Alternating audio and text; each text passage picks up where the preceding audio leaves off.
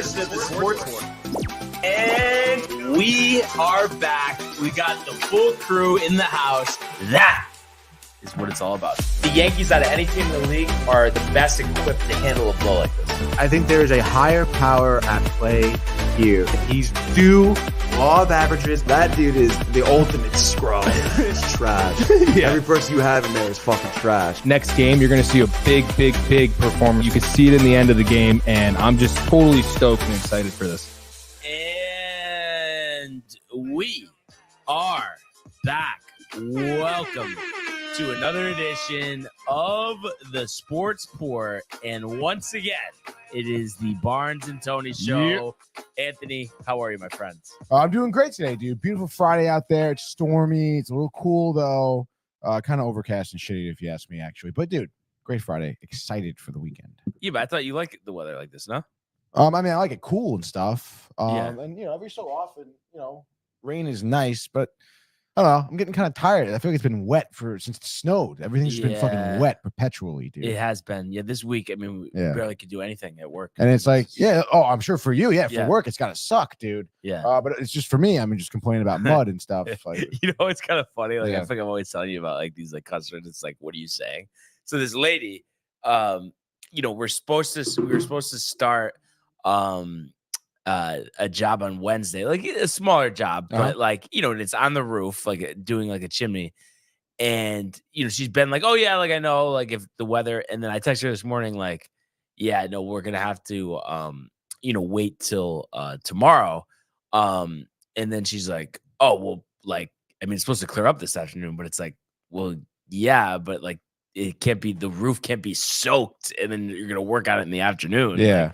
Like people just don't like just dry like in 10 seconds. Like it's like you obviously want it to come out right. Right. It's like, but yeah, what are you gonna do, right? That's tough, dude. What's the issue with like it being wet? It's just like shit does not stick. It's also like slippery, but sealing and just being dangerous on top of it. Like on a steep pitch. Like I wouldn't want to be up there. You kidding? How often do you go up there on the roof? I don't really. Ever? No, I like occasionally, but one time, like I guess it wasn't that close, but I was a little scared. Like one time I feel like I almost fell off. Really? Yeah, like I started to slip, but luckily my roofer was right there and just grabbed me. Yeah. That's fucking. But so usually like and also the whole thing too, like, and you get it. Listen, it's all part of it, but the whole like when someone goes somewhere and gives someone an estimate, the whole like them getting up on the roof is just kind of like a dog and pony show because you don't need to go up on the roof. And really, especially the person's going to like wait to get it done, you're just going to damage like older shingles. You're walking on it. You're just going to damage it. But for some reason, it's like this like comfort level for people. I could see that. Yeah, of course, But it's like, you're replacing the roof. So what do you need to go up there and assess like damage? Like it's all going to be ripped off. You rip it up. Yeah, dude.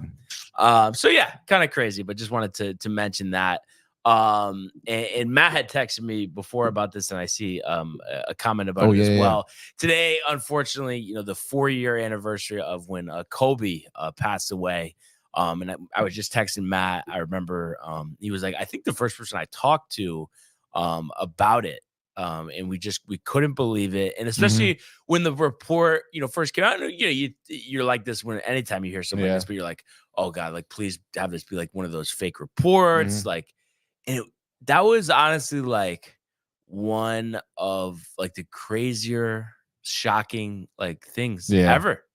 Cause like there really wasn't anything that you could compare in modern day. I mean, it's like literally like a Thurman Munson situation, but like, obviously Thurman was still playing, which is even more crazy, and you have Jose Fernandez and stuff, but someone to the statue of Kobe, you just wouldn't expect that to happen to. And then the whole thing about, he was obviously so intelligent. So what led to the whole thing with like the pilot going out in that weather, all that stuff. Like it was just so much to process. Yeah. Oh my gosh, dude. Yeah. And like, I know you said like, oh yeah, he wasn't playing anymore, but I mean, I feel like he was just into retirement, Like there was so much still ahead of him, you know. And then of course, like the other people like on the helicopter as well, like his daughter specifically too, like played in the WNBA. She was gonna go to UConn, right? Yeah. Like that would have been. Imagine like Kobe would have been at UConn games. Yeah, like that would have been huge, and, dude. And he like, was really changing his second life. Like he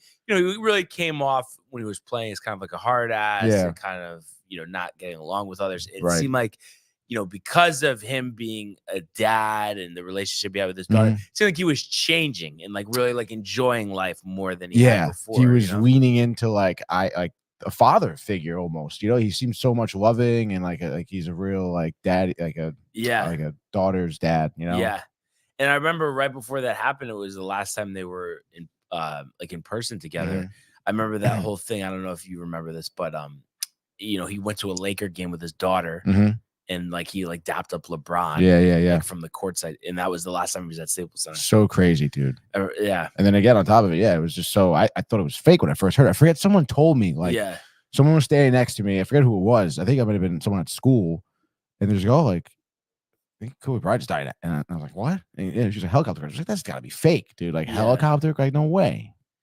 Yeah, and I could be wrong about this, but I think like the company like ended up getting like negligence. Like Sikorsky was the company, dude. It was the Sikorsky helicopter. So not to call out Sikorsky, but that's just But I mean, every helicopter really is. Yeah, it's just it's really a weird thing, and I feel like too like there was just so much stuff that I think people wish they had kind of and this happens of course when anybody passes away, but like had like kind of sorted out with him, especially Shaq. Like they, how they've been great, then there's a problem, great, then there's a problem.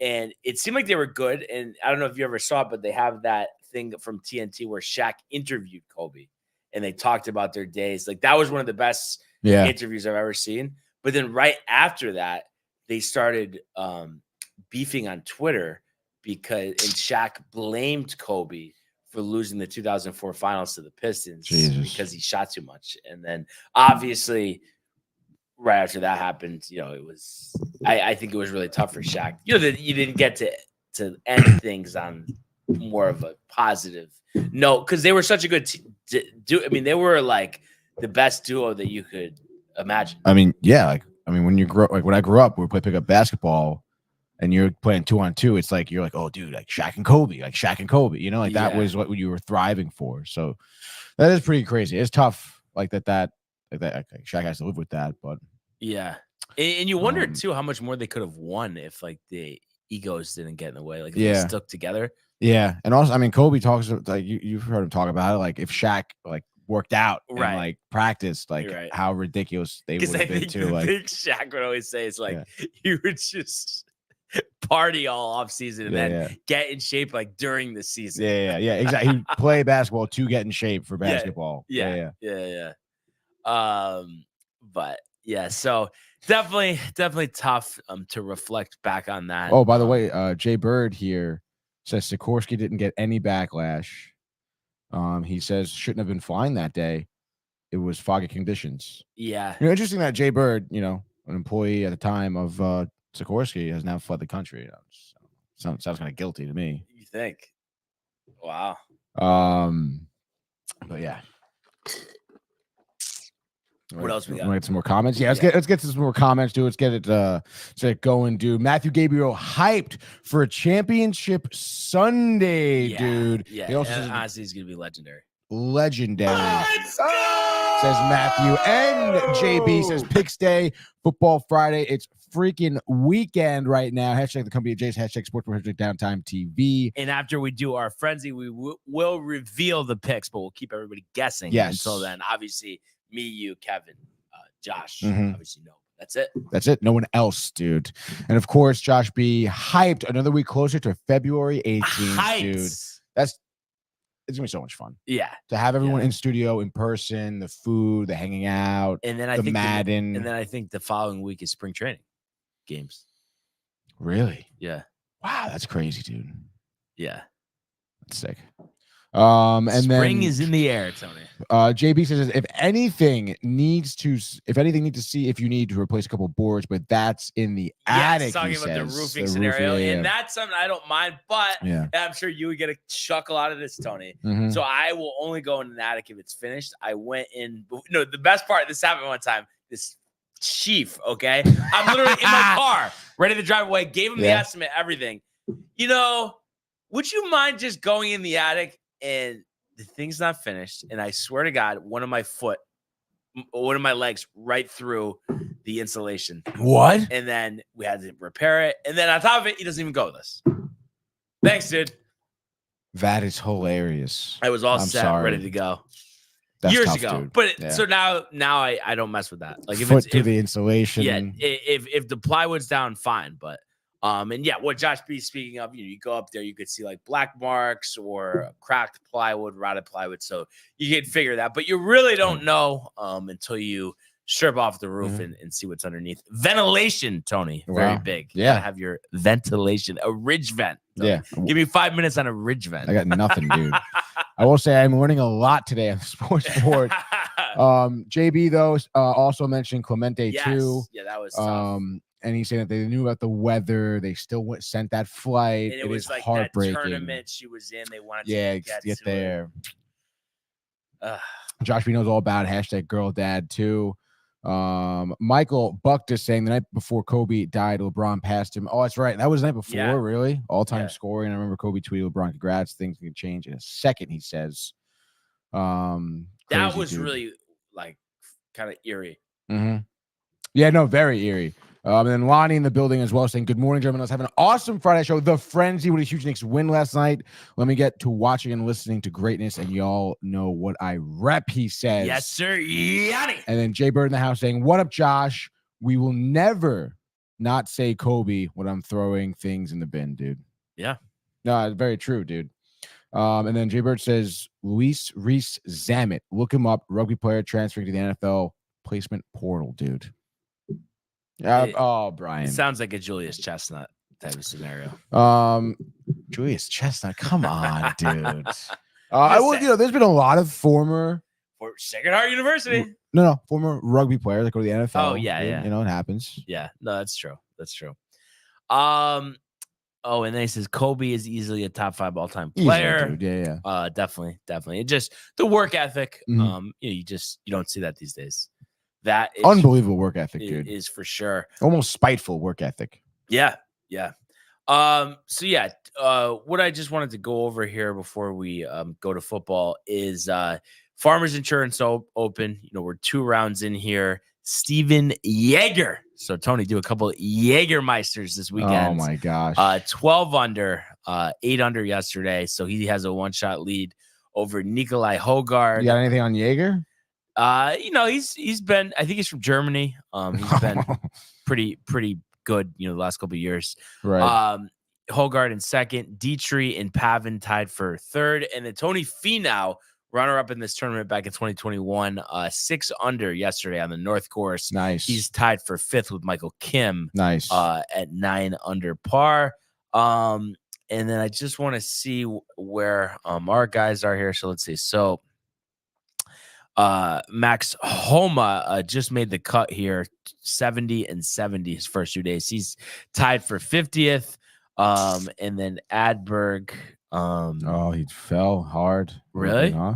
I mean, I'm not seeing his name. I feel like he was like, I don't know, 15th or something. Oh, there he is. He's tied for 50th at 4 under. Okay, so he just made the cut as well. Damn, dude. So yeah, some bigger names at top, but kind of spread out. You look at who didn't make the cut here. Gary Woodland, Keith Mitchell, Sanjay Im. That's a little surprising. Christian Buzenhout, Colin Morikawa, 75 yesterday to take him home for the weekend. Some guys definitely, just Joel Damon, Seamus Power, 76 on day 1. Jason Day, that's surprising too. He is your boy, dude. Well. 74 on day 1 as well. So, yeah, some bigger names, not sticking around for the weekend. But still obviously, Finau, that would be interesting. He always plays well here if he could finally win, at Torrey Pines. Xander tied for 10th at 7 under. Matsuyama is also 7 under. And then Kevin Yu struggled yesterday after a 64 on the North Course, 74 yesterday. So he went from leading when we were on the air yesterday to tied for 23rd.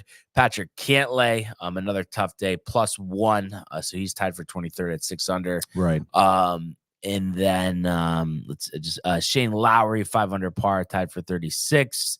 Minwoo Lee, 4 under, tied for 50. Justin Rose, 4 under, tied for 50. So Ashke Bahadia as well just made the cut at 3 under. Oh, lucky you. Never know, Tony. But I think scoring, I mean, I know obviously the majority of it comes from the North Course, but I think a little higher than we anticipated because like 12, 13 under has won it, in recent years. So yeah. You'd imagine they'd pick up a couple, but obviously all rounds this weekend on the tougher South Course. Yeah, so I guess we'll see, if these scores can upheld. I feel like you going home, there could be some golf on tomorrow, final round. Yeah, I guess we'll see. I feel like because I forgot what tournament it was, but I feel like you said you were I don't know if it was over the summer or something, but you were watching like a lot of it at your house. Yeah, it was over the summer. Yeah, because it was one weekend where I went home for I don't even know for what. But obviously nothing much was going on, Yeah. But you never know, tomorrow the birthday celebration. Does anybody in your family golf? No, not anymore. My dad used to. Like a lot? Yeah, when he was before he had kids, he says he was golfing all the time. Gotcha. And the kids happened, got out of it. Got rid of the clubs. Go to the Borgata instead. Gamble instead. Yes, dude. My uncle used to golf a ton. Uncle Richie? My uncle. Well, him too. He still golfs a little bit, but older doesn't. Yeah. But my uncle Anthony used to he worked on Wall Street, so it was that was the thing to do at golf with your clients and stuff like that. So he used to golf a lot and go to pristine courses and golf around the country. That is dope. That is dope, dude. So yeah, we'll see what happens with this over the weekend. That is dope. But yeah, definitely kind of weird that it'll finish up tomorrow. How about Josh B? A little round for the Jägermeister. Josh B says, did someone say Jägermeister, dude? Jaeger. Now, were you big on Jaeger at least in college at any point, dude? No. To be honest, I always thought it was a little cheap. What do you need to drink Jaeger for? I don't know. Yeah, I don't know. I mean, I did it. I had phases, I guess. People around me had their phases too. So that's why I kind of was like, oh, yeah, sure. I wasn't like, dude, I love Jaeger, but I also wasn't like, I won't drink it. So if someone had it, you want to try, yeah, okay. I feel like people were so riled though. Oh, we're doing Jaeger bombs. Dude, there were some people, that were too riled for the Jaeger bombs. Calm down, dude. Honestly. Josh P saying straight Jaeger, no Red Bull. Wow. Yeah, dude. The Jaeger Red Bull is, I don't know. Jaeger bombs are tough, dude. There's been nights where I would have done a night of Jaeger bombs and I'm just laying in my bed wide eyed. It's what the hell am I doing? It's like having dude? 7 espresso martinis. No, literally, dude. Can't be good, dude. And Zamet, I guess Jay Bird says. Yeah, he's standing by his word. He's really good at rugby, 22 years old, played for Wales. Everyone in the UK is very upset about it, but Zamet is after the money, he says. Do you like money? Where is he gonna go? I guess, dude. Does he know? It'd be sick if Luis. Let's just say Zamet. Luis Angel. Luis Angel, dude. He's a winger. I mean, I guess that's good. He's gonna be quick, probably a wide receiver. Oh, tell me he's going to the Titans. Is that him wearing a Titans jersey? Of course, loading it up, dude. No, these are just practice photos. Oh, it's ING. Matthew Gabriel says, if I had a Jaeger bomb, I'd projectile vomit 5 miles. Josh B getting robbed for that. Matty, LMAO. And then he also says, RIP, my boy, miss you, love you, Mamba forever. So yeah, he was always a big Kobe guy. Oh, yeah. And like we said, just tough to think about. And you're just one of the all-time greats, like we said. Michael Bukta saying he would easily get one off of Tatum's head in Santa Monica and sip a beer under the palm tree. And then he says tea. He would tee it off of Tatum's head, he's saying. Tee a golf shot off of Tatum's head, dude. I didn't know Michael Bukta was a golfer. Well, it's actually funny, when he's on the show a few times. I forget what was it, Amex, I think was happening at that week.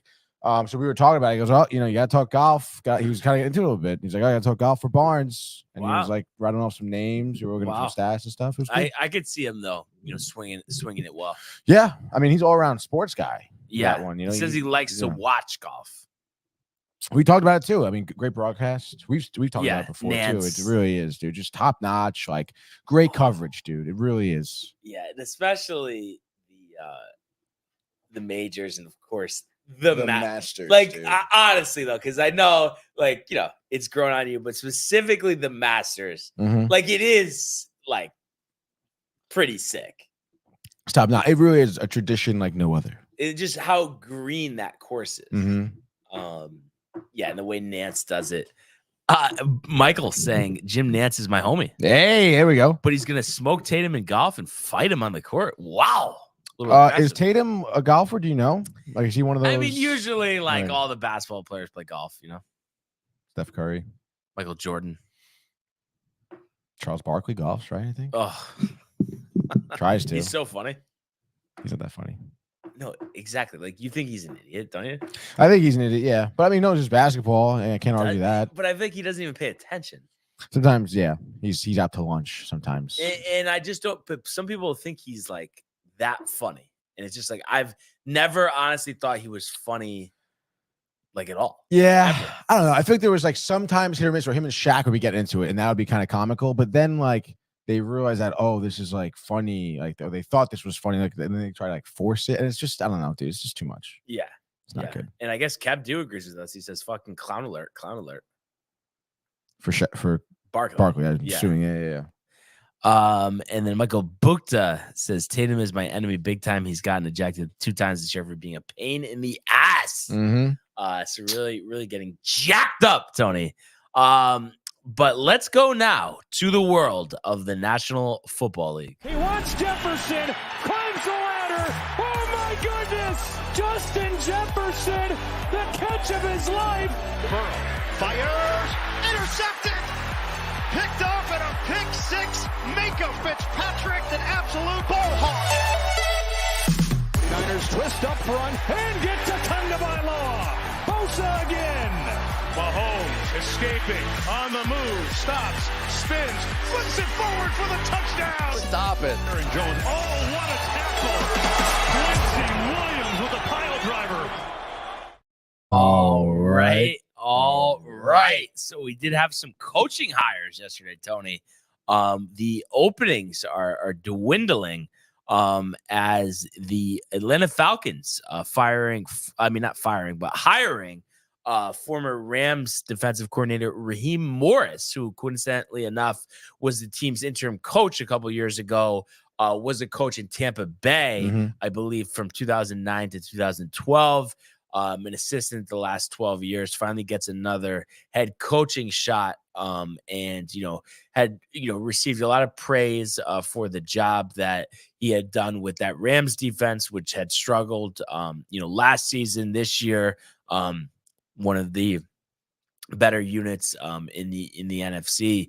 I was a little surprised by this, just because I don't know. I thought Atlanta was going to go offense or Belichick.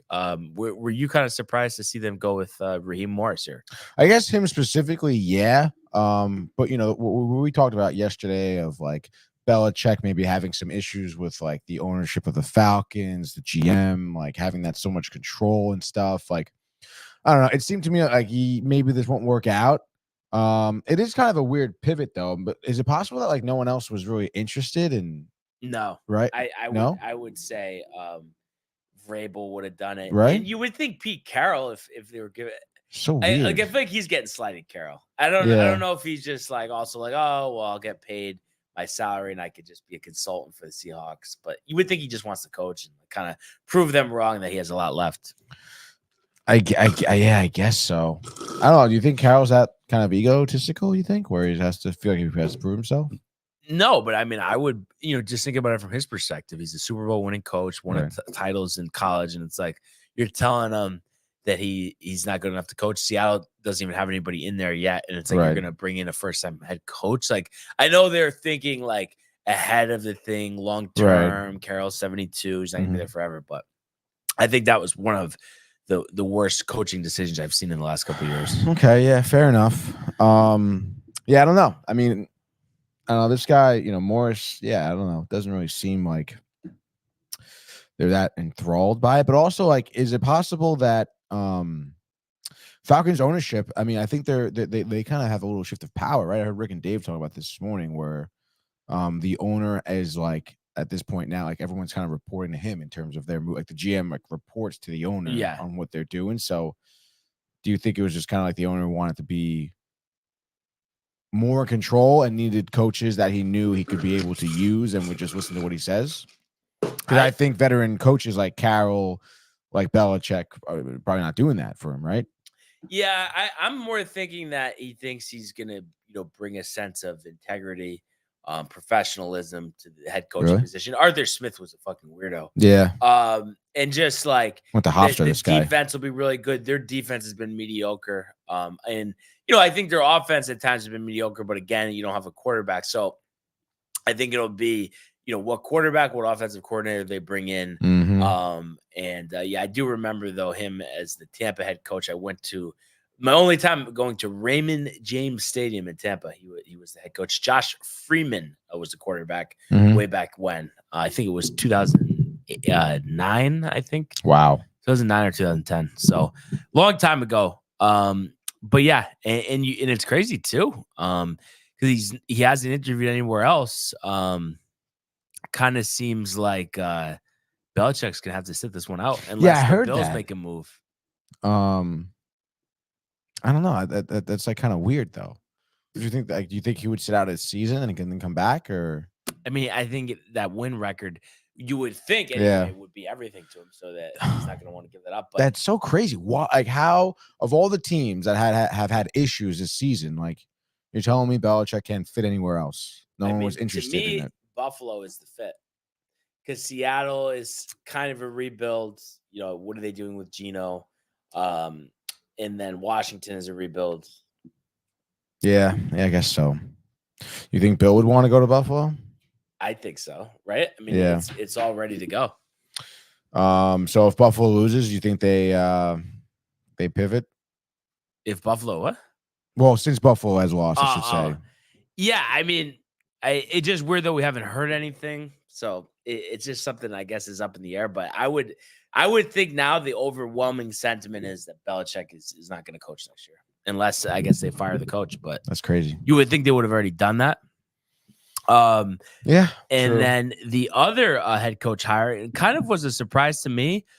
Former Bucs offensive coordinator Dave Canales, touted for his work with Baker Mayfield this year, longtime assistant under Pete Carroll in Seattle, is now the Carolina Panthers head coach. There we go. A 6-year deal for Canales, who's 42 years old, and they're referencing on here, that he really did wonders. For Russell Wilson. I know. Got an itch? This is what I was talking about with the skin.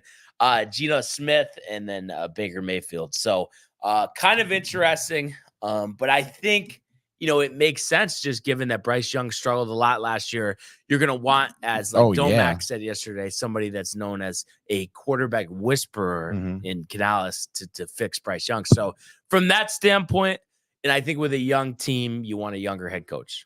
Yeah, and I mean, you mentioned, he worked with Baker, which, that guy had a lot of baggage coming along with him. So, like you said, quarterback whisperer. Yeah, but what do you think they end up doing at the quarterback position? Oh, I mean, they're just going to stick with Bryce Young. You think so? Oh, yeah. I feel like the narrative last season was that, like, this guy isn't going to make it, though. Yeah, but, Jared Goff had a terrible rookie year. Look at him now. There's countless guys that have had bad first seasons. But it's crazy, too. You think about other, Mike Vrabel doesn't have a job. Maybe Seattle inquires about him, but Pete Carroll, Belichick. There's a lot of quality coaches out there that aren't going to get jobs. It looks like crazy, and might maybe have to settle for assistants. Where do you think Vrabel goes? Well, I'm saying I would think he's not going to go to Washington. Maybe Seattle. And if not, you think that these three coaches don't even get jobs? Yeah. I mean, there's just not openings, Yeah. But what do you think too about like? I mean, I'm sure it's all just circumstantial, but the retread head coaches versus first-time head coaches. I mean, is it? Do you think that's all circumstantial, or do you kind of favor one over the other? That's tough. I mean, I would say it's circumstantial, but probably for the most part, I would prefer a coach who's been in the game a while already. Yeah. You know, again, you get to a situation like the Raiders or something where like the culture has been so absolute, like terrible. Shit. Yeah. That you just need somebody else, someone new, you know? Right. Like that would be an instance where I'd be, all right, let's bring in a new young coach to kind of like to relate to these players here, you know? But other than that, I mean, yeah, I would definitely, you need someone who's been there, you know, who knows how to coach. Cause it's just like, so much of coaching is understanding how to react in certain situations that may happen once in a blue moon, and you never know. You won't have that experience unless you experience it yourself. So, yeah, and especially for teams looking to compete too, you know, you're taking a big risk on a first-time head coach. Yeah, and actually, Atlanta, Morris is the first time that Arthur Blank in 20 years as owner has hired someone who's been previously a head coach. So they've gone all first-time head coaches prior to that. That's a crazy stat.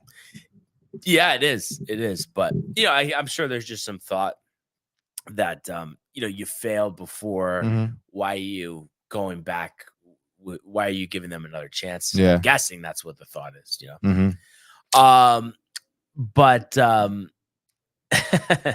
Lonnie's saying double B, the iced coffee is done, my friend. So wow, dude. Yeah, you know, a little smaller than I'm used to, but just because I went to Dutch's. Dutch's coffee. What you say? The Dutch's coffee? Yeah, Dutch's coffee. They get Green Mountain, but it's always kind of beat, to be honest.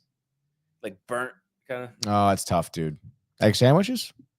No, not the egg sandwiches, the coffee. No, I'm saying, but how was the egg sandwich? Egg sandwich is pretty good. I always get the Western and cheese. Kind of different. Western and cheese, like just peppers, onions, ham, like in an omelet. Yeah, kind of mixed together, and then with the hash brown.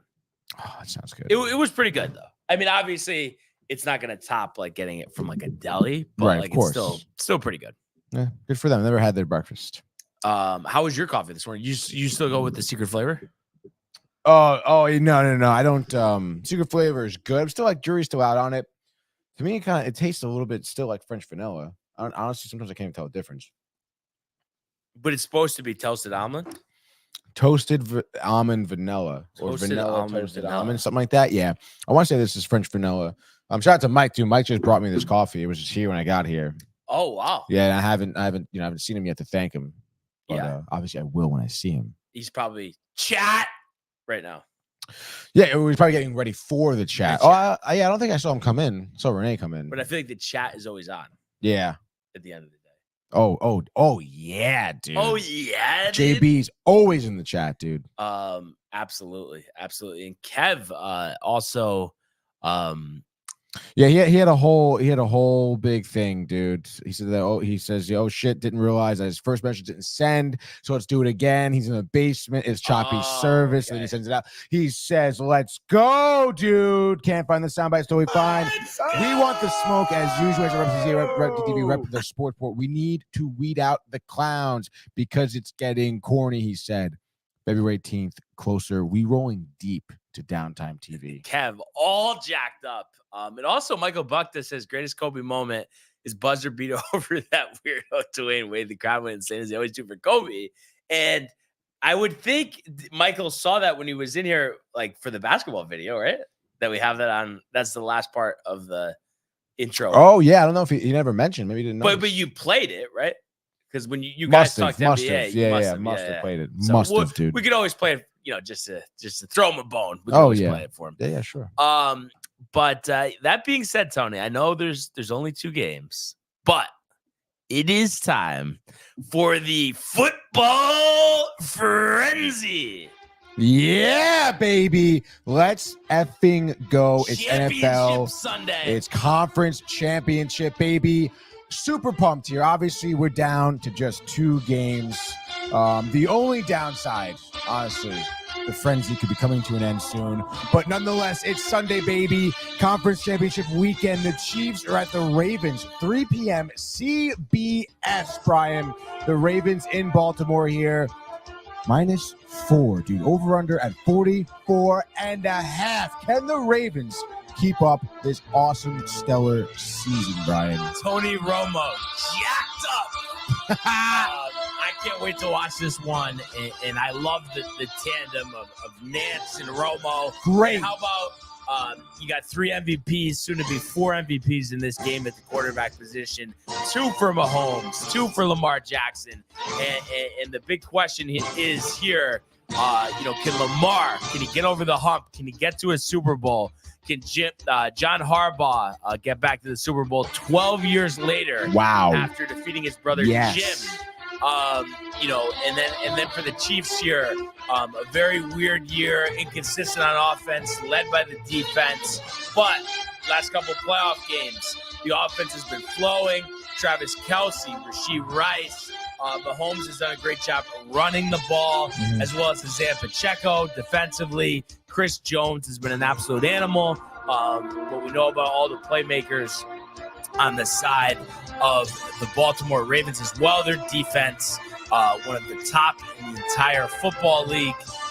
So you would think, there'll be defensive struggles at times. Scoring could open up in the second half here. But I honestly think this is going to be an all-time classic. And I think I told you Pooch is going to be in the building for this one. No, what? Yeah, his uncle got him tickets for this game. That's sick. Where's he sitting? Like the 100 section. Like he's like down. What the fuck? Yeah, dude. So that's obviously awesome. We know he's jacked up about that. Lifelong Baltimore Raven fan. But unfortunately, Tony, despite that crazy defense, Roquan Smith, Patrick Queen, Kyle Hamilton, Kyle Van Noy, all playing roles here. I think the difference will be, like we've seen in these big games before, you go broke betting against Patrick Mahomes, and then you're going to get 4. That is just too enticing for me. So I think this is very close, very similar to last week. So I'm going to say Chiefs 24, Ravens 21. Wow. Just going over. And, of course, the Chiefs with the outright victory here. Patrick Mahomes advancing to his 4th Super Bowl. Very interesting. Looking to win 3 out of 4. What do you think? 3 out of 4. I don't know, man. I think it's going to be Ravens all day here. I mean, I think they're going to have the ability to score, and the Chiefs won't. I think the Ravens have that great defense. The Chiefs, I just think, have been underwhelming, honestly, on offense. And I know that the connection between Mahomes and Kelce's been there. They've had some big plays. Valdez-Scantling as well. But I just think the Ravens, Rashee Rice, right? No, Shakir, dude. Shakir, dude. They should have, dude. Rashee Rice, I don't know, a little banged up in the head. Could be a little concussed, who knows?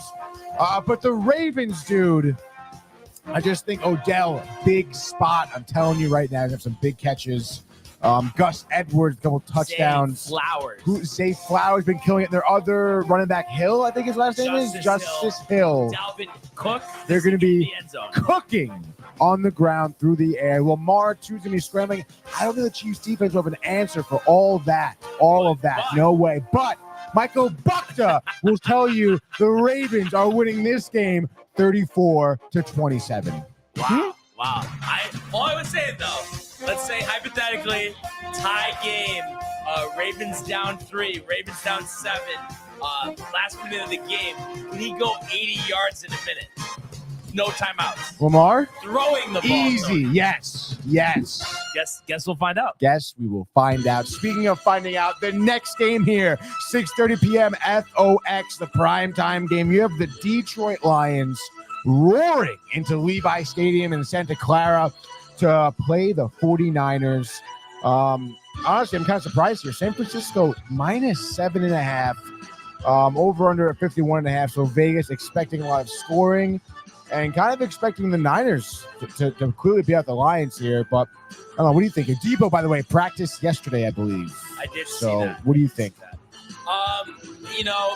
It's tough. I mean, you want to ride the Dan Campbell train. Just what a story, what a turnaround. Jared Goff as well.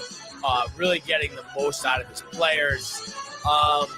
But unfortunately for the Lions, I do think this game is where their season comes to an end. And I know, listen, the Niners really deserved to lose the game against the Packers last week. Got some breaks, and I think it was a wake-up call. I think they're going to be prepared for Detroit. They know they're going to want to run the football, and they're going to rely on their defense to step up, to make plays, of course, led by Nick Bosa here.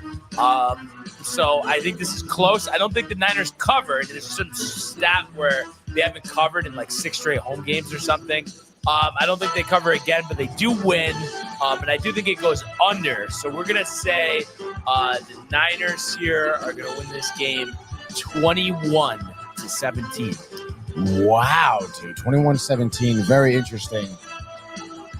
I don't know, dude. I mean, I think the Niners still win this game, but I think it's going to be higher scoring than that. The Lions defense 21-17. Yeah. Aiden Hutchinson, Tony. I still think it's going to be going under. Would you say 21-17? Yeah. I can see like a 27-24. Okay. Lions covering the 7.5. Surprisingly.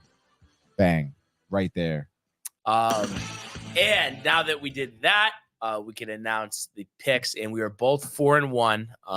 Both DTV and TCA here. But we have, to Tony's dismay, the Chiefs +4 over 44.5. They have Detroit, and Kevin said +7. I don't go to GameCast. Is it one of those things where it says 7? Oh, maybe.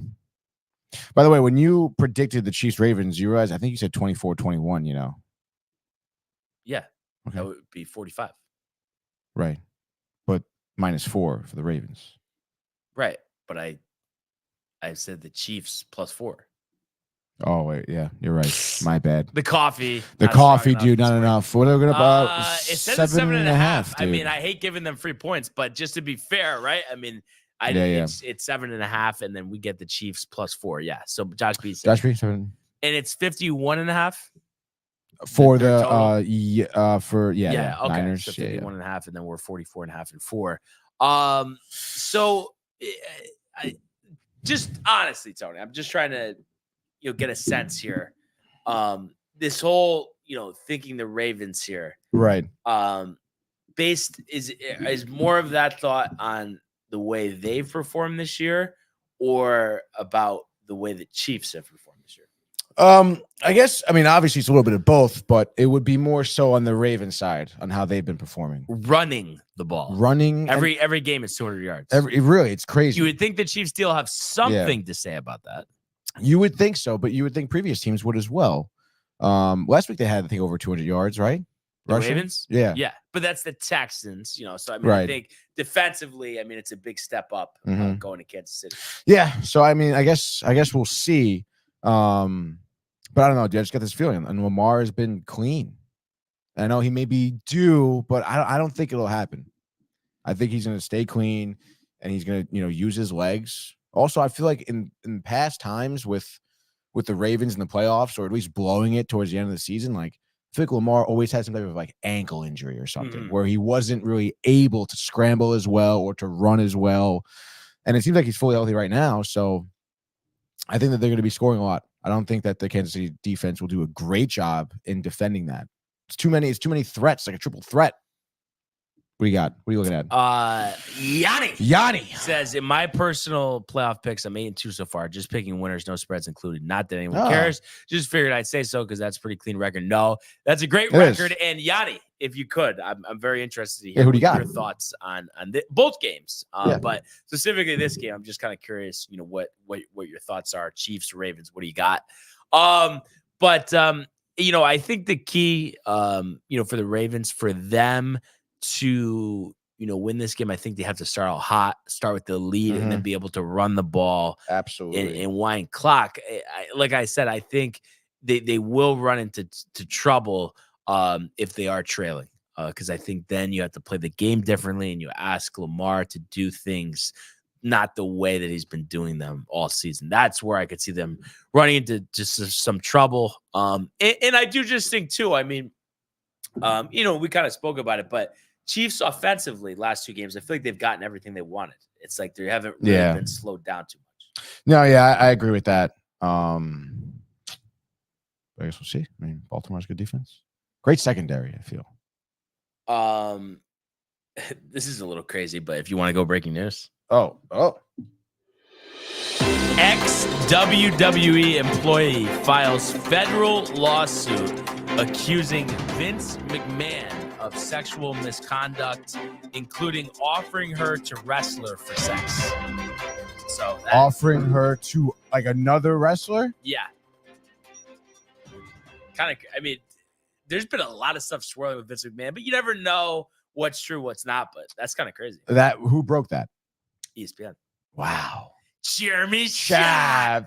And then he told her, dude, that is like, Vince, what are we doing here, dude? Like, this just happened, I feel. It's so hard, though, because you, like I just said, you don't know what's real, what's not. Very true. It's both ways.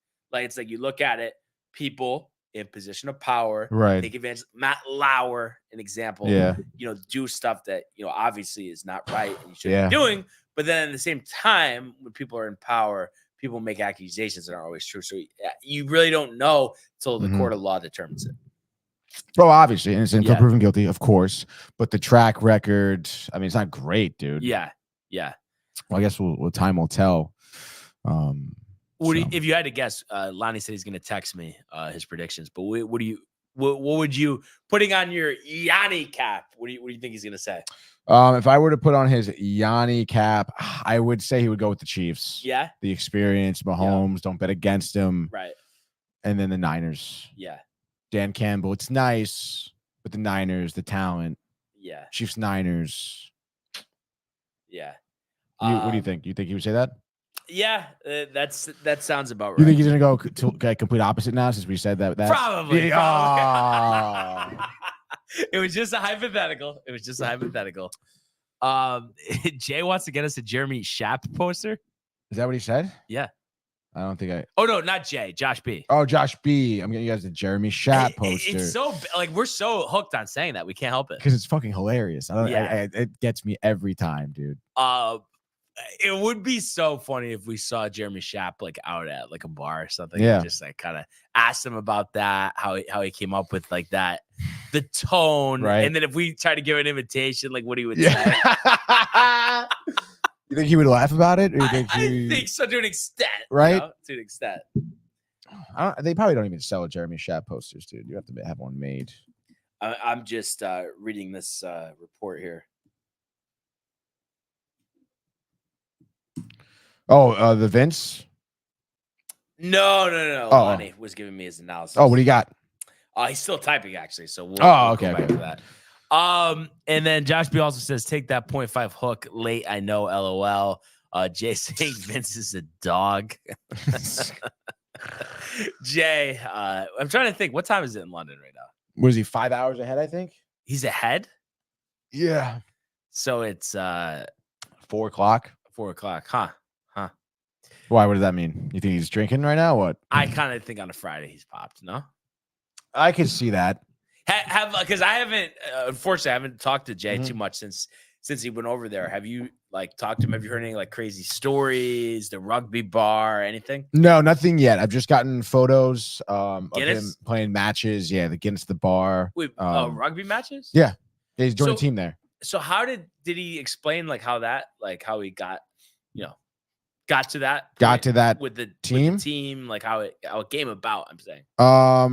He definitely did. I think as far as I know, he just looked up the local team, and that was one of them. That was kind of crazy, like to play with all like the you know what I mean, like all the people from England, like yeah. I think there's a couple guys that are from America who are living over there too. The United States of America, Tony. So a couple more things just about these games, and I'll do this too. But let's start with the Chiefs Ravens. If you could tell me for both teams, the Chiefs win the game if the Ravens win the game if. Oh, okay. I mean, I guess the Chiefs will win the game if they can stop the Ravens offense. I think their defense is going to be very key. Mm-hmm. And then I guess the Ravens will win if I don't want to say stop Mahomes, but I mean, I guess if they're able to not let the Kansas City Chiefs stop them on offense. No, I think if Lamar keeps it clean, no interceptions, no turnovers, if they retain possession as much as possible. I'm going to say the Chiefs win the game if they stop the run, and I think the Ravens win the game if they're multidimensional. I think if they're lining up in the I formation and just running it every play, Chiefs are going to game plan for that. Yeah, definitely. They're going to have to move the ball vertically down the field. Same questions for the Lions and 49ers. Lions win the game if, 49ers win the game if. Jeez. I mean, I think I'll say it again too. I think the Lions can win the game if Goff doesn't fuck up. If he stays clean and does what he's been doing the past couple of days, going to rely on him a lot. And the Niners will win if they get to Goff. I mean, I feel like if he just feels suffocated all day, like it's over for him. There's going to be no offense, and freaking Montgomery is going to be able to work on the ground like as much as he would like to. So a lot of it's going to fall on Goff. I definitely, agree with that. I think the Lions win the game if they can create turnovers. I don't think you're going to win this game without any turnovers. And I think the 49ers win the game simply getting the ball to their playmakers as much as possible. Kittle in space, McCaffrey in space, Ayuk in space.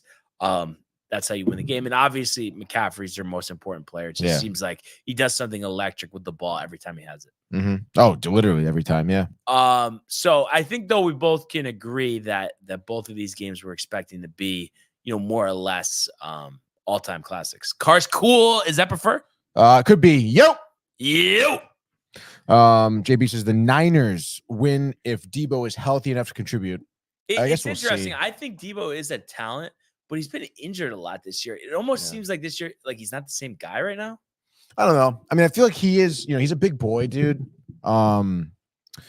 They lost those 3 games when he was out. I know, it's so tough. And I mean, it's not, I'm not calling him like fat or anything, but I mean, he's a little chubby guy. He's a bigger dude. Oh, that actually reminds me of a story that you actually might get a kick. Oh my goodness. And I just feel like, I would love to hear it. But no, go ahead first. And I just feel, he is very much a contact runner, like he runs through contact. So I think that's why he's injured. I wouldn't say that's just the nature of that type of player that he is, Yeah.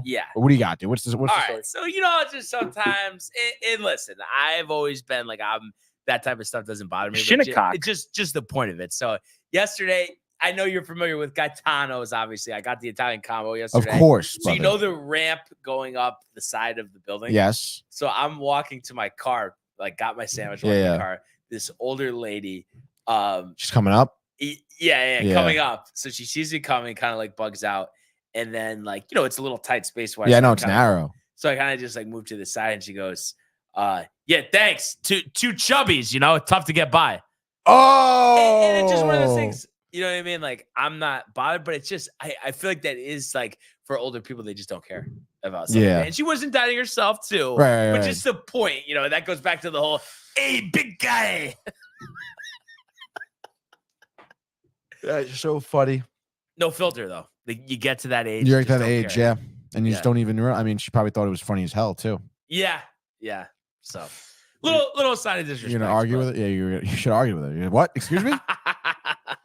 Who you calling chubby? Oh my God. And I was just kind of curious too with this. Some people have said in a sense that Championship Sunday is better than Super Bowl Sunday. Any thoughts there? Yeah, I mean they've been talking about it. I feel like on Rick and Dave all week and everything. And I guess people in general have been talking about it just because it's it's the time of the season. I guess you could argue that, because it's 2 games. You have football kind of all day. Yeah, and it's 2 of the most important games of the season too. And there is I guess it is also kind of a calm before the storm of the Super Bowl, where it's you're not throwing a crazy extravaganza for the games. You're keeping it simple. So, I mean, I don't know. I mean, I don't know if I have an opinion on the matter yet, because I think they're both great in their own right. Yeah. I don't think one is necessarily better than the other, but it's all obviously building towards the Super Bowl. So, I mean, yeah. Kind of have to say the Super Bowl is the the greatest. Yeah. No, I mean, it is always like a very special event. Both are great days, though, of course. Mm-hmm. Better listen, Nance and Romar or Burkhart and Olsen? Nance and Romo. By a lot? Or? Yeah, I think so. Yeah, I still like Burkhart. Yeah, he's all right. But obviously, a little bit of a weirdo. Yeah, a lot of bit of a weirdo. Kevin Burkhart is a very good announcer, though. Yeah, he's solid. Was he at the network? I never met him. Never saw him there. But I'm trying to think if he does work with them or he doesn't. I don't think so. Because I know he's MLB on Fox, but that might be. I've never seen him at the network. Okay. Like even on like a show I've worked on TV, I've never seen him. Yeah. Greg Olsen, dude. You think they'll bring in Brady, or you think Brady will back out? That's a good question. I think Brady's not going to be good as a color analyst. I don't know. It's so hit or miss because now there's such a high expectation for him, and everyone with a fine tooth comb will be like sweeping through. Well, and what about all the people that are sick of hearing and like don't want to hear it? I know. At this point, it's been like such like a suspenseful thing. Like, what is he? He was supposed to go, and then he go back to the NFL, and then he's coming back. Is he gonna? Like, you never even know, dude. Yeah. So it's just like I don't know. It's annoying, but I think Olsen knows his days are numbered. You know what's interesting? I'm just thinking about this too with the times of the game, and they started with this last week. But all season, it's very concrete that it's it's 1, it's 4, right. It's 4:30 or 4:05, 4:30, and then it's 8:15. But just for the divisional and conference championship, they do the 3 and 6:30. What do you think about those time spots specifically on a Sunday? I mean, do you think those are good? Would you like to see it any earlier, or do you think that's kind of?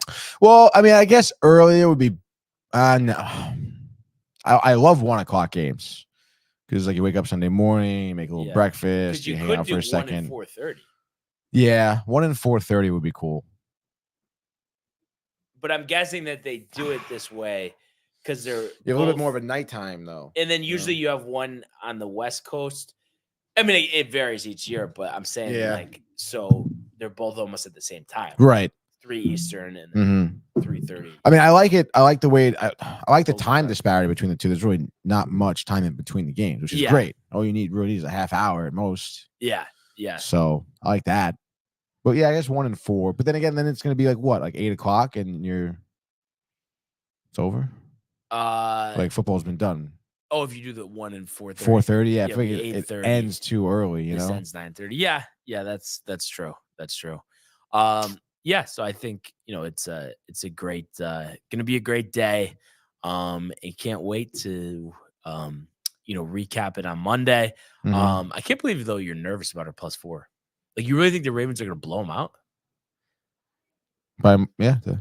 Well, it wouldn't be blowing them out. It would win by 7 by a touchdown. Yeah. But you really can't see it being a field goal game. No. But what, like, I guess I'm trying to just get like, what do you just? Chiefs need a touchdown to tie it up, and they don't. So you think it's going to be back and forth down the field, and you think there's a minute left, 4th down throw, incomplete, pick segment, done. We'll see. Yeah. I feel pretty good. I might put a couple shekels on the money line. I think it's like +150 or something, or even more. It's tempting. That is kind of tempting. Yeah. So, do it. Yeah, we'll talk about it on Monday for sure. But let's go now to the world of the National Hockey League. Here he comes. McDavid shoots. Top shelf. He scores. Captain with the overtime winner. That's a world-class hit right here. Tomsky stepping. Washington made the full split save. Are you kidding me? Turn. Side of the net. Between the legs, and they score! Filthy! David Pasternak. The silver trophy to the Golden Knights.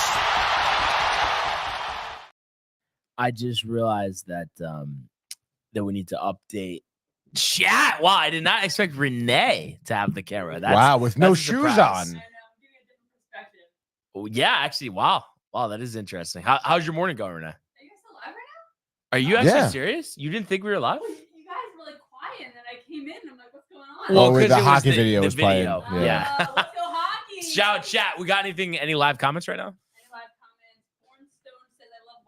guys bring back so many memories. Wow, Wow. let's go. Oh, that's so let's nice. go. NHL fans out there, start commenting. Ranger How fans. fair. Yeah, Tony. So I'm gonna need your help if you could just pull up the scores from last Yes, night. of course. Wow. I think I did pretty well. I feel could like be Michael's wrong, filming. You think you did pretty well? Yeah. All right, you ready? I'm ready when you are. All right. So Islanders in the under. So Islanders lost and it hit the over, so 0. Bruins in the over. 1, right? Just 1. Red Wings in the over. Just 1. So 2. Lightning in the under. Just 1, so that's 3. 3. Hurricanes in the under. 2, that's 5. Dallas in the over. 2, that's 7. Wild in the under. 1, that's 8. Canadians or not. Wait, no. Flames. Flames in the over. That's 2. It's 10. 10. Wait. Oh, wow. Blue Jackets in the under is what I had. I was reading yours for a second. Oh my God. So that's back down to 8. Okay. And you had Wild in the under, right? Before that. I was just making sure I didn't like go to yours, but I definitely didn't. And then Oilers in the over 9, right? Oilers in the over 9, yes. Okay. So let me just mark that down before I forget, and then we'll go over yours. So 9, so 73. I feel like this is the highest the points have gotten. Yeah, I feel like that too, right? I guess we've been like a lot Doing with way the more, frenzies yeah. and everything. Yeah, the 2 points each game. All right. And then for you, Canadians in the over. That's 2. Bruins in the under. Bruins in the under, that's 2 again, so it's 4. Red Wings in the under. 6. Lightning in the over. 8. Dallas in the under. 9. Dallas in the over. 11. Wild in the over. 0. Flames in the over. 13. Oilers in the under. Wow. 15. 15. So you have 80. Wow. I just got dismantled. I thought I had a good night. Apparently not. Let's go. 80 points. I'm going Disneyland with fucking picks like that. Oh, Ray Barnes laughed. Yeah. No, that was a good one, Renee. I'll give you that. Michael Bakta, by the way, says the Sacramento Queens barely beat freaking Curry and the Warriors last night. He's tight. I was gonna watch that one, but it was too late. Mm-hmm. It was too late. But yeah, looking over the games from last night, just kind of running them down. Islanders 3 goals allowed in the first, rally back under Watt, but give up the go-ahead goal to the Canadians late in the fourth quarter. Mm-hmm. Another tough loss for the Isles here. Yeah, that's for sure, dude. I mean, we talked about it, I guess. Canadians are in a little bit of a hot streak. Certainly 3 goals in the first period. I mean, that was impressive. I think Monahan with one of them, Suzuki with the other one. I forget who had the third, but Sam Montembeault too. I was watching a little bit of this game last night. Definitely, like he's a big part of the Canadians team right now, and I love to see that from the young goaltender. It's great to see the Canadians have a goaltender like that. And yeah, he was making some great saves. Yeah, definitely was. You look at Varlamov, the 3 in the first settled down after that, but putting them in that hole ends up costing them the game, and just like kind of we've seen with their offense, inconsistent. Nothing in the first, 1 in the second, then two in the third. I feel like they've flipped in recent. Yeah. Like, it used to be the opposite of that. They would score 3 in the first 2 periods and then nothing in the third. Yeah, which is interesting. It's like, what are we doing here? Patrick Waugh, dude. But it does seem like a game, you should win. Oh, Speaking of games you should win, the Bruins needed overtime, but they defeat the Senators 3-2. Jeremy Swayman, 35 saves in net. Pasternak, a goal and an assist. It was funny because the way the Bruins, they've won most of their games recently, but also had an inconsistent stretch. So I didn't know what to think here. But they grinded it out and got the job done. Yeah, I mean, I feel like the Bruins, I think some of their woes were coming from some of their younger players that they have asked of to step up, who have stepped up. But again, as many young players do, there is a lull, in that season for them. And I think that's it right now. And of course, the Bruins are still winning games because of goaltenders like Swayman, because of players like Brad Marchand, who had the game winner last night. And you mentioned Pasternak, right? Had the other goal. Another goal. I mean, that those are their bread and butter veteran players now. That's why they're still winning games.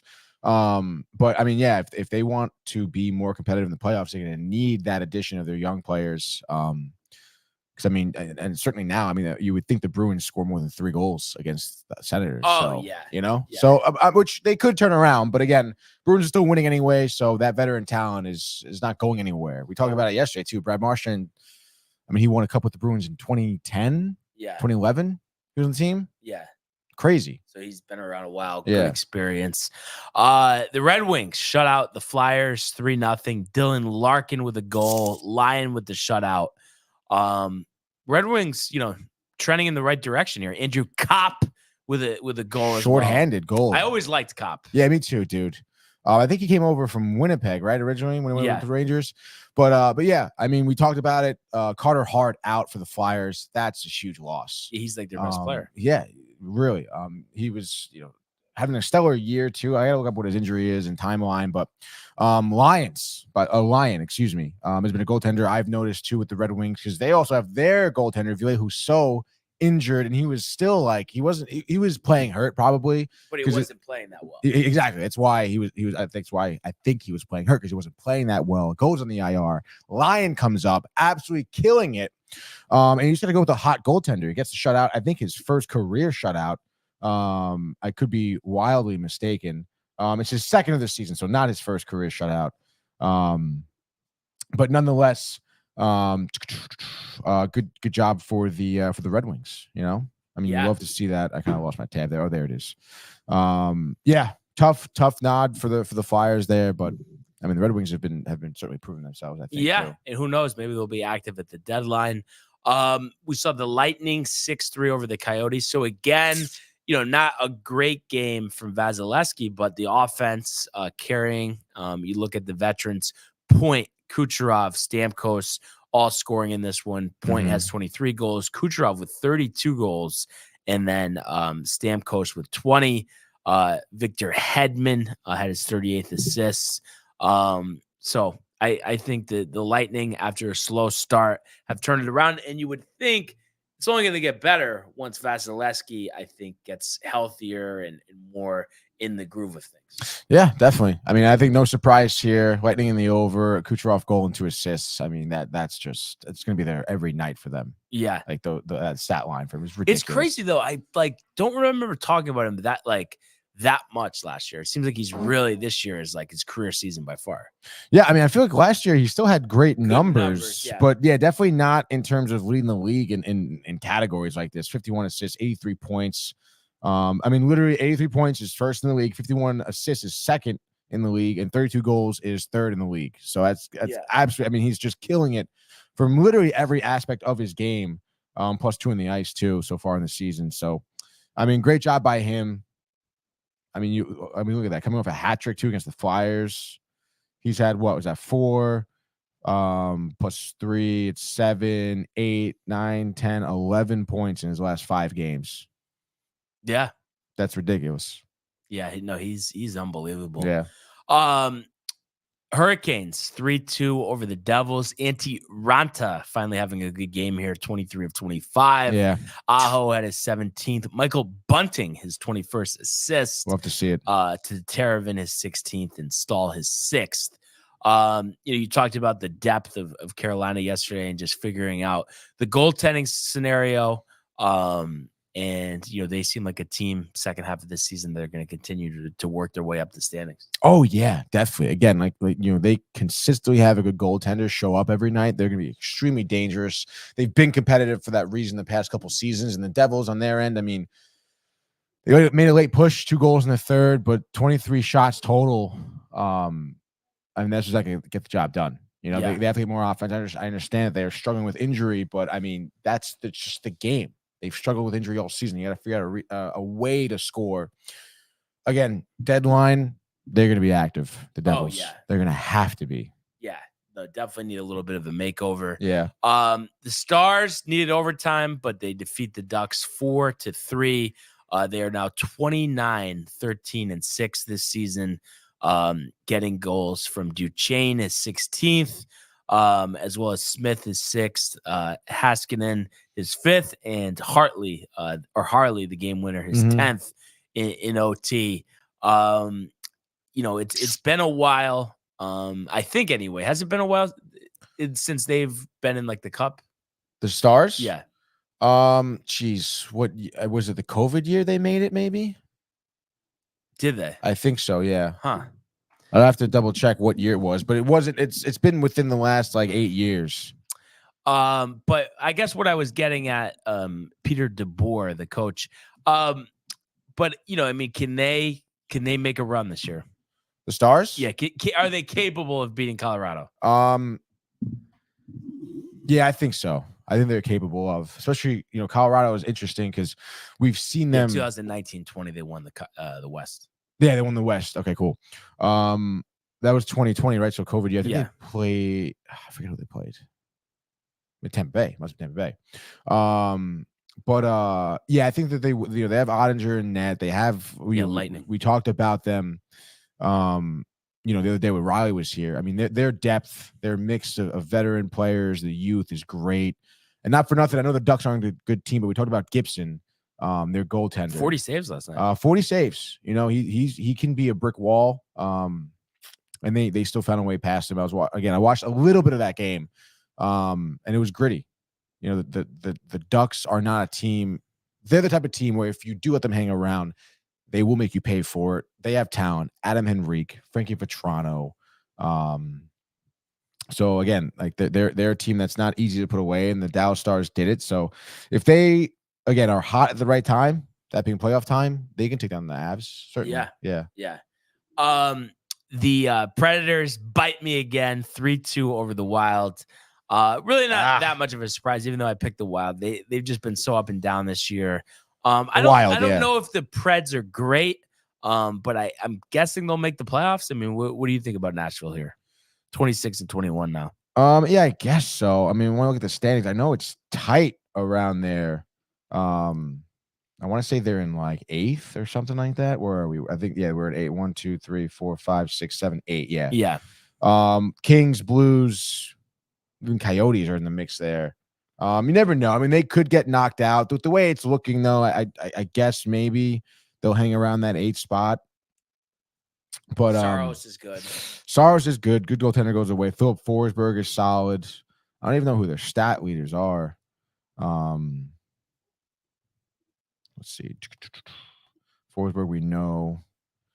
Roman Josi. Saros. I think his numbers haven't been great this season, honestly.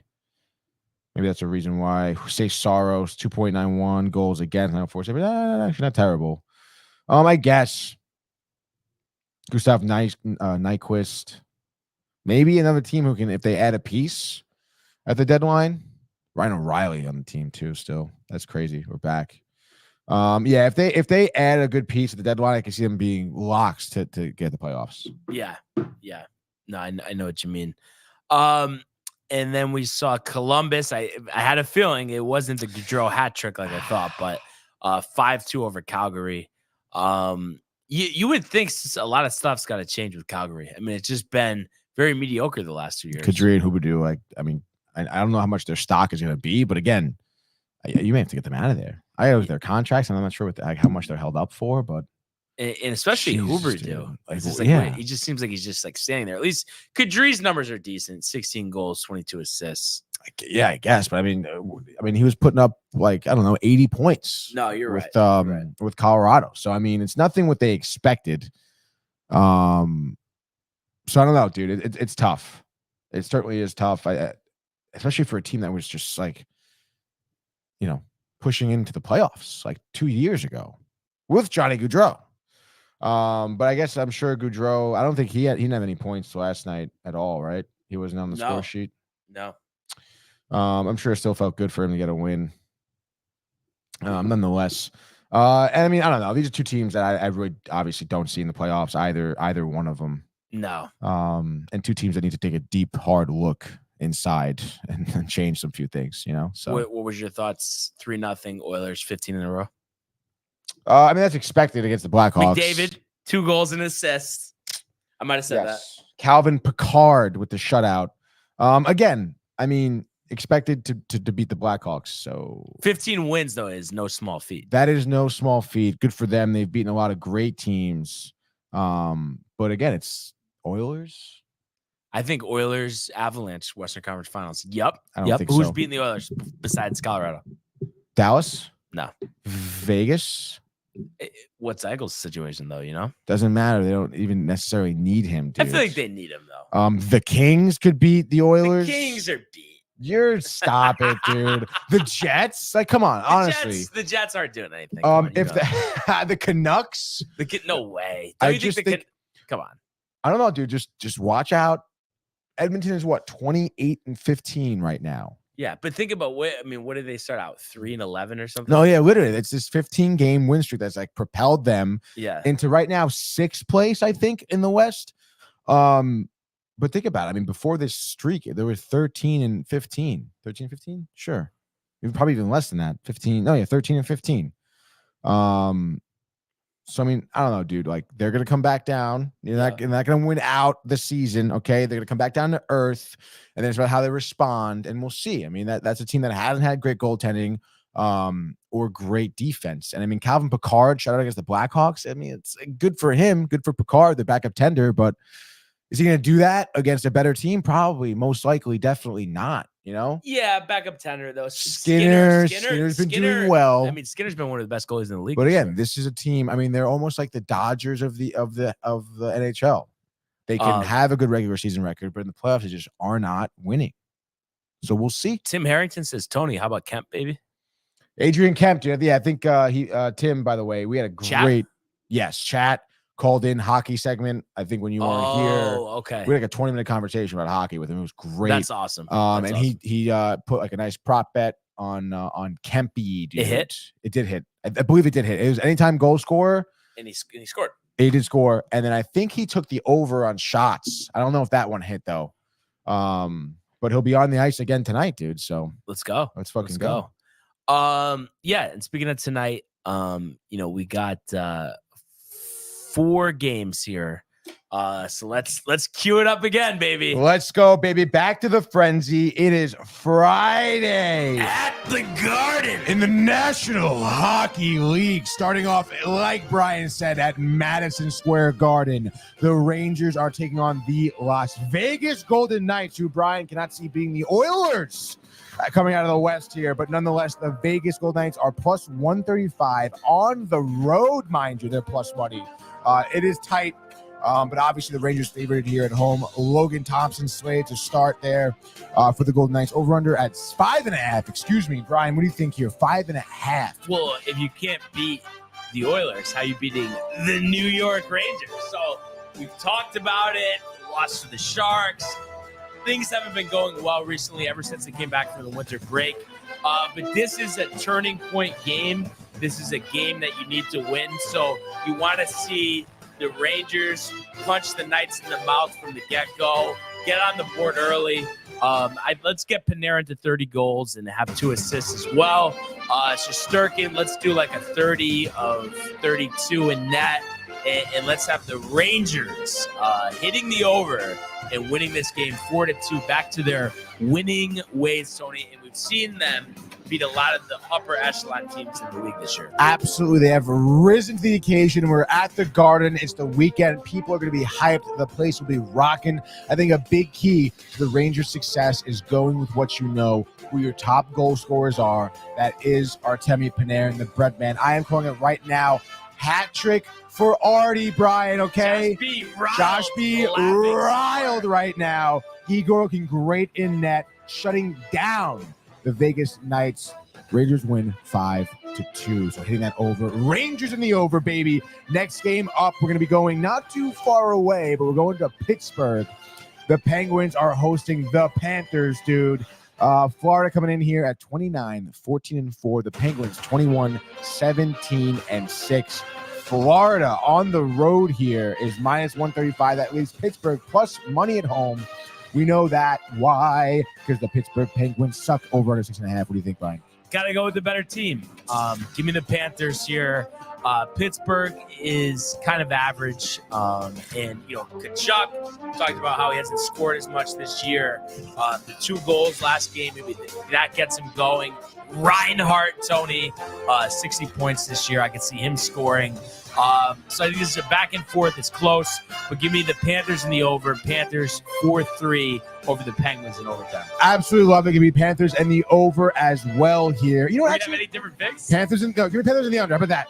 Bobrovsky, phenomenal game for him. The Penguins and the Schneid coming off a 2-game losing streak right now on the road, by the way. They've lost 4 of the last 5. I say the Panthers win this one 3-1. Oh, yes, that's right. Next game. I am on the next game. 9 o'clock. We're going West Coasty, Colorado. The Avalanche, who Brian think will not beat the Oilers also out of the West. They'll beat the Oilers. The Kings are going to be in there in Colorado, in Denver, dude. LA, obviously. Underdogs, here on the road, plus 125. We know about camp. 42 points on the season so far for LA. Over under at 6.5 here. Brian? I mean, this is easy. It's Avalanche. It's the over. We talked about how Georgiev has won a lot, but given up a lot of goals as well. And you look at their recent games, 6-2, 7-4, 5-2, 7-4, 4-3, all of them going over. So they're going to go over again here. And they are going to defeat Los Angeles Kings 5-2. The proverbial Josh B. McKinnon hat trick here. Yeah, I mean, I do like this call here. The Avs and the over, I think, will be higher scoring, honestly. These two teams, although have great records, and they do actually have good goaltenders, I feel like as of recently, those goaltenders have not been performing as much as they want. The Kings, too, losing 4 of the last 5, are on a little bit of a skid here. Coming at a worse time for them, by the way, too, in terms of the standings. And I think it will continue here. The Kings have just been losing. Buffalo, that game I watched from top to bottom. They came out heavy, fizzed out early. So give me the Avs here and the over. I think they win, 5-2. I can't believe you went against your Kings. Dude, you got to call it as I see it. Next game, final one of the night. We're in Seattle. The Kraken taking on the Blues. The Blues here, plus money on the road. I like those bets right there, boys. Over under at 5.5 here. What do you think here, Brian? Yeah. The Blues have been playing better lately. Kraken have rebounded after a slow start. I got to go with the Blues, though.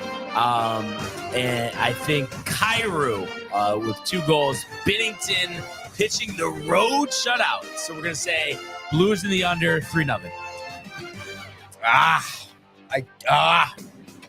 Blues in the under, you said? Yeah.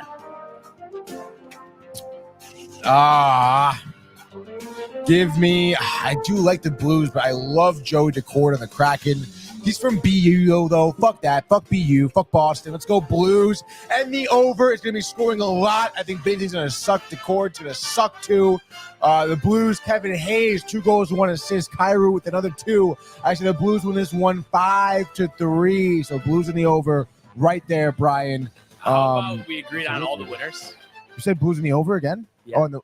I had the Blues in the under, but I'm saying the winners. The winners. Like, we both said the Blues, the Avalanche, the Panthers, and the Rangers. That's crazy, actually. And by the way, that Rangers game on ESPN, which is always fun. I would imagine Sean McDonough with the call, Tony. Oh, yeah, dude. For Legend sure. or no? I do like Sean McDonough. Class act. It's interesting. I guess by the way, Ron McNeil says, hi to you, ho, Downtown TV.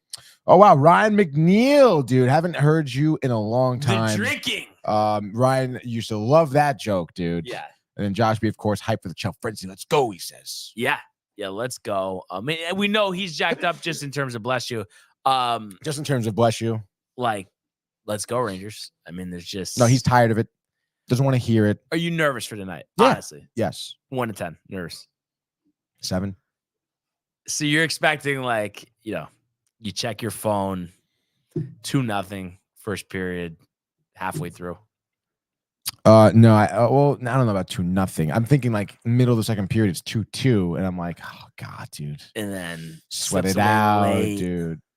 Because what are you headed home after Binge Buddies?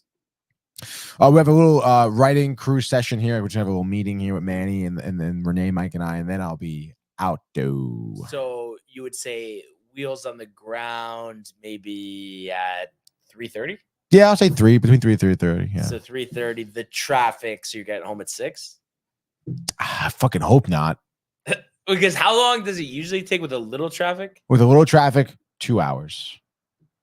So that would be 5:30. Oh, I guess 5. So in between 5 and 6, I'm sure will be the closer to 6. Between 5:30 and 6. You're home in time for the game, but it depends if you go out to dinner.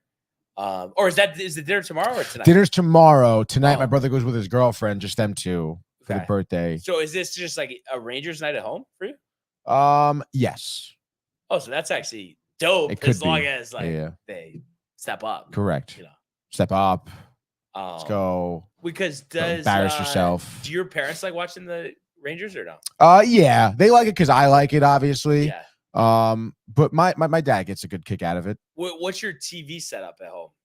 Like, do you have like a certain room where you watch the games, or the living room? If I'm hanging out in the living room, yeah. Surround sounds. Yes, dude. The sound bar, 80-inch TV, huge. 80-inch. It's probably 75 maybe or 70. And the captain's chair or no? Papa's chair. That's my father's chair. I'm on the couch, which is fine. The couch. Yeah. You can't be a good recliner though. Yeah, you really can't, dude. Like me and John always talking about getting horizontal, the feet up. Oh my god.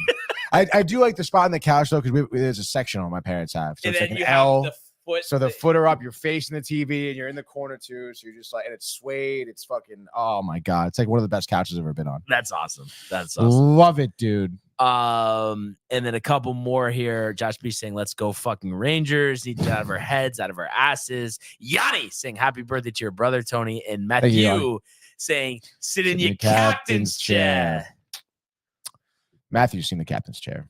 The captain's You've seen the captain's chair. Pen. Yeah, dude. Have you horizontal, dude. You know he's getting a chuckle out of that one. Oh yeah. There's still some time. I think coverage is on till 8, Tony. You could get a little Torrey Pines in before the Ranger game. I would like that. My dad likes watching golf. My mom not so much. Yeah. She thinks it's boring. And did he ever like go to a golf tournament? Like, was he ever into like going? No, I don't think so. No. You know if he's played Bethpage Black? Doubt it, but don't know for sure. Michael Buckta, by the way, I don't think I answered this question before. Asking if I've been to stinky Northern California. And actually, Michael, I have not been to Northern California. I've only been to Southern California. Because Northern California, Silicon Valley, the Rats, Tony, San Francisco. Like, it's like, I'm not going to San Francisco. It's a shame, though, because I think 20 years ago, like, that was a crown jewel city, no? I guess. I wouldn't. I mean, you would. Yeah, San Francisco. You think of the hills. But the stuff you hear now, like you get a chuckle out of like the Bronx. Yeah. Like San Francisco. Like it's like you can't even consider it. That's why they're not getting any free agents. Yeah. No, very true. We had a couple actually free agent signings yesterday. No, it wasn't anything crazy. The Rangers signed David Robertson. Did you see that? No. $11 million. Rangers. 1 year. 1 year. Wow. And there was another one too. I'll pull it. John Boy had posted it. Love that. John Boy's good. Yeah, let me try and look it up right here. Ryan McNeil also says, "That's right, Tony. Fuck BU. Tony knows what's good call. Up." That's right, dude. Fuck BU. Fuck Joey DeCord. Guy's a fucking loser. Michael Buckta also says Southern California is the real deal. Northern California sucks, dude. He knows it. He knows it. I've never been to either part of California, dude. Jeez, now I'm like not. Now you got nothing? Unless John Boy himself posted it. John Boy. I was looking at John Boy himself, dude. Let's see. Jock Peterson went to the D-backs. What? That was the other one. That was the other one. But people were touting that as a good signing. I think Peterson's cooked, no? I mean, he's got 2 World Series, I guess, under his belt. Yeah, but I mean, right or no? Yeah. No. I think he is. I think he's one of 2 players to go back-to-back with different teams. Yeah. Like yeah, no, that you are right. Yeah, because he won with the Braves. And Dodgers. Oh, not Dodgers. Braves and then oh my god, who's the other team? I don't know why I'm completely thinking about this. Or was it the Dodgers and the Braves? Dodgers, Braves. It was, right? Dodgers, Braves. I'm really like blanking here. Jock Peterson, World Series rings. Cubs? He's a 9th player, by the way. Yeah, Dodgers last season and the Braves. Yeah, we thought so. I thought so. But the Dodgers didn't win last season. Oh, but he won in 2020. Gotcha. But honestly, I've always thought he came into the league with a lot of hype, and I just feel like he hasn't delivered. Yeah, no, I agree. I mean, what? No, the photo was funny of him just smoking the cigar. Yeah. I don't know. I agree. I think there was a lot of hype, and he wasn't really that great. And I mean, he's like a glorified DH. At this point, I feel. Joey Gallo, 1 year, I think $4 million to Washington for the Nats. Yeah. Talk about a guy he had a lot of hype coming into the league as well. I mean, Jesus. Do you think that do they still have Patrick Corbin on the team? Yeah. The Mets? Would you take him? What the hell are you talking about? Revitalization project? There is none. Stop it. Clay, New York. No, because Adam Shine was getting tight. When it was the whole thing, like it was like, oh yeah, Patrick Corbin, he's coming to the Yankees and stuff, and he was getting pissed because everyone's saying he's a local kid, and he's like, you guys, do you even know where Clay, New York is? It's next to Syracuse. Oh my God, that's so funny, dude. And then also they did announce 2 Hall of Fame class: Adrian Beltre, Todd Helton, Joe Mauer. I think Beltre's great. Mm-hmm. I think Helton was great. Mauer, I think he only got in because he was a catcher, but he's played first base on the line. What do you think about him getting in? I'd have to look up more of his stats to get more of a read on it. But was it how many more years on the ballot? Wait, say that? Do you know how many more years he would have on the ballot? No, but he's in. Right, I'm saying, but sometimes they just put him in because it's his last year on the ballot. No, because he didn't he probably just was on the ballot in the last couple of years. Interesting, dude. I mean, I guess 306, 143 home runs, 923 RBIs. How many years in the league? 2,100 hits, 04 to 2018. So isn't it 14? Is it 5 or 6 years, right? Until 6 years. So I think this is his first year. Oh wow. So for first year, huh? But never hit 30 home runs or drove in 100 RBIs. But lifetime 306 hitter, 428 doubles. I mean, what do you think? I guess that's pretty solid. But don't you think though, if he played first, he's not in the Hall of Fame? It's just because he caught. Yeah, I guess so. And I'm assuming his defensive metrics. I mean, a great catcher. Yeah, he was a pretty good catcher. Yeah. Adrian Beltre was interesting too because early in his career, kind of a bust. Yeah. Michael. And then as time went on, right, he was better older. It was kind of, I don't know if who knows, steroids. It was, remember he hit 48 home runs for the Dodgers, yes, and then was kind of shitty for Seattle. Remember he signed this free agent contract Seattle, but then Texas, he was unbelievable. Yeah, I remember most obviously the Rangers. And then Helton. What's your thoughts? I love Todd Helton. And you never bought into the whole Coors Field. No. 316 hitter, 369 home runs, 1406 RBIs, 953 OPS. I mean, I love it. I mean, I haven't looked at his splits on home versus away. Is there a huge disparity? Let me just see here. But I mean, I grew up, with his baseball cards, dude. I mean, he's one of those players that I watched. I was like, dude, this guy is sick. So I think he had the impact on the game. He certainly had a fan base, and for being out in Colorado, I mean, I liked watching him. So I like that. Any solution to the steroid guys you think with the Hall? I mean, no, I guess not. But do you think the way them being out, is that the right thing? Do you, in your eyes, or no? Out of the Hall of Fame? Yeah. I guess. Just because. I mean, it's just at that point, it's just so blatant. The difference between those guys and the guys that are in, sure. If you want to say they haven't gotten caught, that's fine, but they haven't gotten caught. It's not an excuse. But there is some hypocrisy because it's we know that Pudge and Big Papi did steroids and they're in. Yeah. But then A-Rod and Clemens aren't. I mean, I guess, I don't know. It's so tough, dude. But they I don't know, dude. I mean, it's tough. I mean, at that point, obviously you want to set an example. But I guess you have to look at it circumstantially. I don't know. I mean, it's tough. It's an age-old argument, dude. But it sounds like push comes to shove. You're saying out, you cheated. Sorry. Yeah. And I guess if you get in and then it's like maybe like shown afterwards, it's like, oh, well. But those guys we knew before. Pudge and Poppy. I know. And it just, especially Poppy, it's because, it's Poppy. We love him. He's so nice. Boston. Pulling the wool over our eyes. And then Pudge, like there wasn't concrete evidence, but it's like, like definitely. What do you think? Pudge? Like you think if you've done steroids, you're out? Like,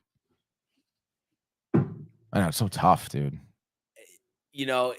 I think almost you should just be in, just because so many people use steroids. We don't know who didn't. Yeah. Well, we know who. We do know who did. Well, but like you know what I'm saying. Yeah. On the list, we know who did, but the other people we don't know who did or didn't. By the way, Helton at home for his career, 345, slugged 607, 1,048 OPS. On the road, 287. Wow. 855 OPS and slugged 469. Home runs on the road versus at home? 227, 142. RBIs, 859, 547. Doubles, 321, 271. Hits, 1394, 1125. So it definitely helped him. Yeah. What do you think about Michael Buxton? Kind of a good question here. Do you think Buster Posey, Tony, who was always one of your guys, is he a Hall of Famer? I think he's a lock for a Hall of Famer, dude. Really? The World Series? Did he win 3? Dude. Yeah. It's crazy. It feels like he should still be playing. I know. He kind of retired a little early. And he looks young, right? He's got all 3. He definitely has all 3, right? Yeah, he has all 3. Definitely. Yeah, 10, 12. And again, talk about catcher position. He's a leader. He's much more than just a player. And again, like his career, longevity. I feel like his last season is a comeback player of the year. Yeah, one of his best seasons. 304, 18 home runs, 56 RBIs, like 499. And this was what? 2019? 2021. 2021. Holy 2020. Shit. Okay, right. COVID. That's right. After COVID, that's right. Yeah. Hell yeah. How do you not? Right? Yeah. Lock. Michael Buxton just can't let it go at Tatum. Never, dude. Do you think Tatum at that point is eligible for the Walk of Shame in Fresno? What do you think? I'm going to leave that one to Tony. Absolutely. He's a lock for the Walk of Shame, dude. More of a lock than Posey for the Hall of Fame. Wow. Think about those dude. are fighting words. That's right. Baseball, Tony. So close, but yet so far. I know. Well, like you said, we're looking forward to February 18th. It'll come quick for the party. And then all of a sudden, spring training, dude. How are you with the spring training games? Like, no matter the circumstance, can you pretty much just always watch it? Like, you're because it's like, excited baseball. Yeah, of course. Even if it's a bunch of backups, I'm saying. Yeah, no, definitely, dude. Especially, honestly, if there's backups, because, you get to know some other players. And again, going back to MLB Network days, used to work the spring training cutdowns, so you'd be watching players that you never even heard of, you never even see again, but it's still fun. Yeah. It's baseball. It's dope. People there, so you might have a good time too. So yeah, no, it's the good best atmosphere. It's the best. It's fun seeing the younger guys too, the top prospects. Yeah. Michael Bucca also asking if I've seen LeBron in person play, which yes, I've actually seen him play in person 3 times, Michael. I saw him once at MSG, Knicks Heat, once at Barclays, Nets Cavs, and once at crypto.com with the Lakers and the Warriors. So what's your record? 3 times, and I believe 3-0. Really? I think so. Well, that's good. Have you ever obviously you played all 3 times, right? Like you played those 3 games? It's funny because people talk about that, but I think the reason why, like, obviously that was just a home game versus the Warriors. Of course he's gonna play, but like the other games in New York, I think he usually plays because it's like he's doesn't play that much, so he's jacked. Yeah, but I do. It's funny because a lot of people talk about, I spent so much money to see LeBron playing. He's just like on the bench, like not even dressed. Yeah. Well, you know what it is. So I haven't been to that many NBA games, so I just luckily have lucked out in that regard. Josh P cannot wait. I believe he's talking about the 18th and baseball season. He's going to see next Saturday, Lakers, Knicks. He's stoked. At MSG. Let's go, Michael. Let's go. MSG is good for basketball too. Good atmosphere. I saw. Knicks are good. Knicks are good. Yeah, Knicks are good now. But what was it 2019? Maybe 2019. I went with Gino to the Garden. We saw Dirk's last game at the Garden. Hammered. Definitely a little hammered, but it was dope, dude. And I wore a Mavericks jersey that Gino gave me. So it was cool. And actually, speaking of the Mavs, I saw Dirk. I think it was his last. I think it's the same year, but in Orlando. Oh, nice. And it was Luka's rookie year. Oh, that's sick. So it was Magic Mavs. Yeah. That was a nice arena to go to. I think we talked about it. Oh, yeah. The fan center outside and stuff. But it's always fun going to new arenas. Michael Bucca jacked up. LeBron going to be dunking on the Knicks when I go. Tony, do you mean Gino Auriemma? No, I did not go with Gino Auriemma. Ganello. Gino Ganello, dude. Yeah. That's funny, Auriemma. Yeah. Would have been sick, but don't really know the guy. Yeah. It's fine. It's fine. But yeah, a lot of good stuff today. That's for sure. And is there binge buddies coming up? Binge buddies at around 12:15, maybe 12:30. I talked to Manny. He's in house right now. He watched Killers of the Flower. We're running through our Oscar-nominated movies now. Killers of the Flower Moon. He was able to watch a couple trailers. New Roadhouse movie is out. Sisterhood of the Traveling Pants. I just wish to see if I could get you to crack up, Tony. Have you seen that? Have you seen that movie? The only reason I even said the name of the movie is because Sam on the flight back was watching it. So did you watch it? I was watching playoffs. Yeah, but did you peek over and I kind of watch your screen? No, even though you couldn't hear anything. No. Okay, good. So I can make you crack up. Sorry, tried. Yes, this was the Traveling Pants. I've never really personally seen the movie. My mother has the book. Eat, Pray, Love. It's the same thing, dude. Ridiculous. Anyway, great binge buddies coming up, dude. Stay tuned. Management Studio gonna have some great talk, dude. Great talk. Chairman of the board, by the way. Chairman of the company. Whitey Ford. Whitey Ford. No, Lonnie says The Beekeeper is a good movie. Tony, is that supposed to be a joke? I don't know. I hope it is because it's not a good movie. Oh, so that was actually a joke. What you just said. What? No. I think it's not a good movie. No. But you saying is that a joke was a joke. Yes. Yes. Great show, guys. All have great weekends. So I agree. Let's all have great weekends. Let's freaking go, dude. And another great week of shows. Corey, Oilers trade for Fleury at the deadline. I feel like they don't need him, right? Skinner and Picard, right? Maybe for backup. That would be sick. Fleury in the playoffs too is. You look up his playoff record. It's fucking nice. Yeah. So it's a possibility. Yeah, it's a possibility. That'd be sick. And last one from Lonnie. He says, "What movie was that good type, Tony?" What that movie was type? Oh man, what do you think he's asking here? I don't know. What that movie was type good? What type of movie was good, Tony? I don't know, Lonnie. You guys are about to find out. Binge buddies. Yeah, I don't know, Lonnie. Think about it. Yep. Maybe rephrase the question. I don't know. But yeah, so really appreciate everybody who tuned in this week and continues to comment, like, and subscribe.